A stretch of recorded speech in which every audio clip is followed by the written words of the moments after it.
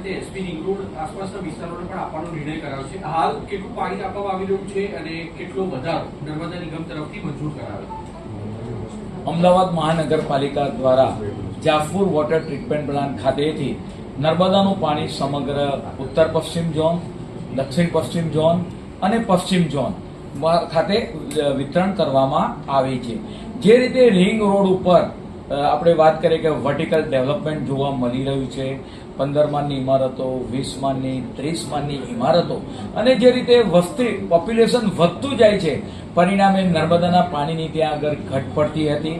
પરિણામે રાજ્યના માનનીય મુખ્યમંત્રી શ્રી ભૂપેન્દ્રભાઈ પટેલ સાહેબ અને ભારત સરકારના ગૃહ અને સહકાર મંત્રી આદરણીય અમિતભાઈ શાહ સાહેબ, જે ગાંધીનગર વિસ્તારનું પ્રતિનિધિત્વ કરે છે, તેમને રજૂઆત કરવામાં આવી હતી. પરિણામે નર્મદા નિગમ દ્વારા 468 MLT પાણી વધારે જથ્થો આપવાનું નક્કી કરવામાં આવ્યું છે.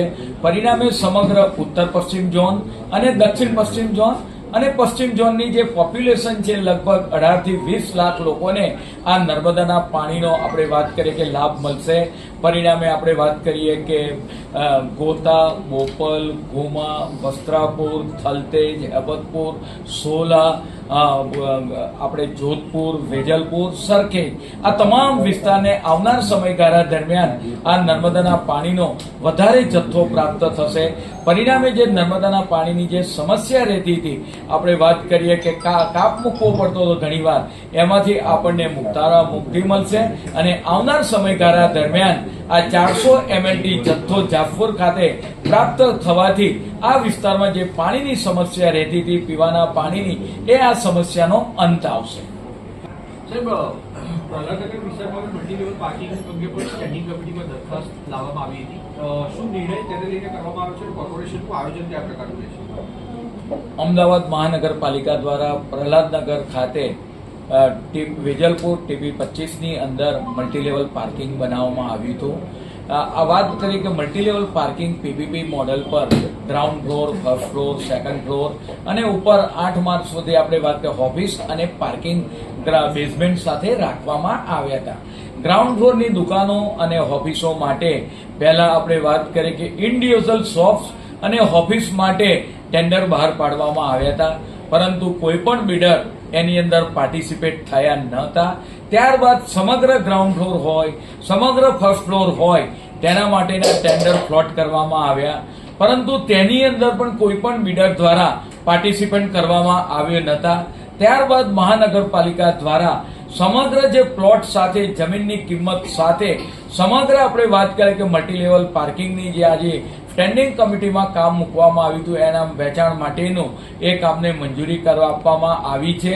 બોર્ડની મંજૂરી મેળવ્યા બાદ એને આપણે ટેન્ડર કરવામાં આવશે અને જે હાયર બિડર હાયર બોલી બોલશે, આ ઔડાની લેન્ડ ફિક્સલ કમિટી દ્વારા એની અપસેટ વેલ્યુ પણ નક્કી કરવામાં આવી છે. પરિણામે H1 બિડર જે પણ હાયર બોલી બોલશે એને આ મલ્ટીલેવલ પાર્કિંગ આપવામાં આવશે. પાણીની ટાંકી મામલે કેટલાક ઝાડ કપાય તેવી શક્યતા છે. આજની કમિટીમાં શું નિર્ણય કરાયો છે? કોર્પોરેશનનું આયોજન આ ઝાડ ફરી ઉગાડવાનું હશે કે કેમ?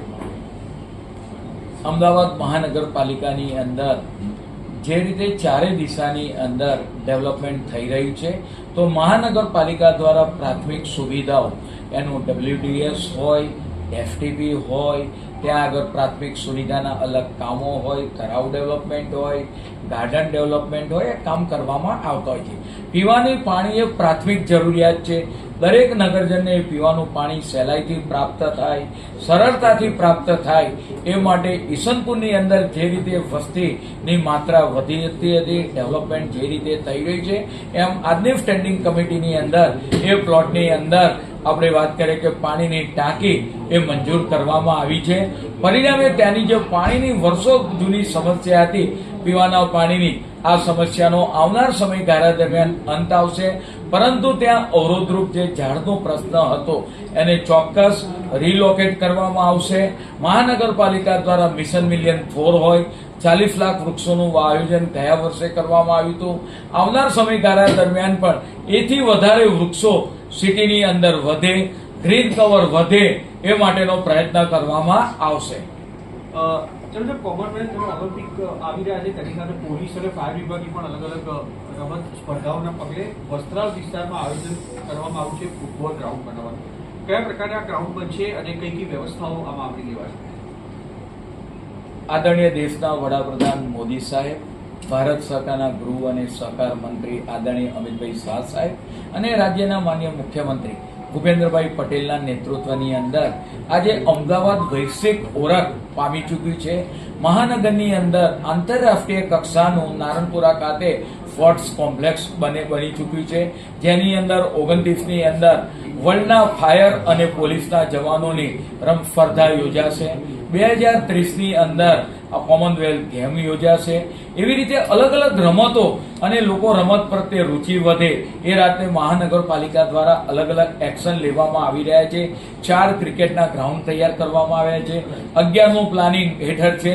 એ જ રીતે ક્રિકેટની સાથે સાથે લોકો ફૂટબોલ પ્રત્યે રુચિ કેળવે એ રીતે પૂર્વ ઝોનની પૂર્વ પટ્ટાની અંદર વસ્ત્રાલ ખાતે સ્પોર્ટ્સ કોમ્પ્લેક્સ તૈયાર કરવામાં આવી છે અને તેની બાજુમાં જ આંતરરાષ્ટ્રીય કક્ષાનું ફૂટબોલ ગ્રાઉન્ડ બનાવવામાં આવ્યું છે, જે ફૂટબોલ ગ્રાઉન્ડની અંદર મૂવેબલ ગોલ માટેના 2 કોર્ટ રાખવામાં આવ્યા છે.